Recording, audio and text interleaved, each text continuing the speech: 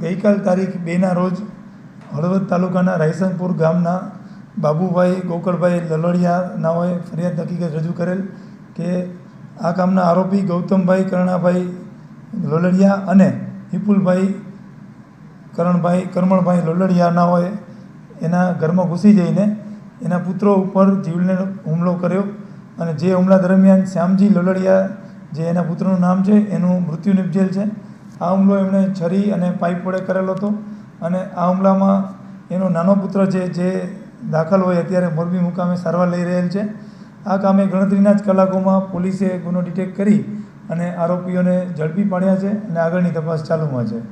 ખાસ આ બનાવનું કારણ એ છે કે જે મરનાર છે એણે આરોપીઓની બેન સાથે લવ મેરેજ કરેલા હતા અને કૌટુંબિક ઝઘડા હોવાના કારણે આ એમણે જીવલેણ હુમલો કર્યો હતો।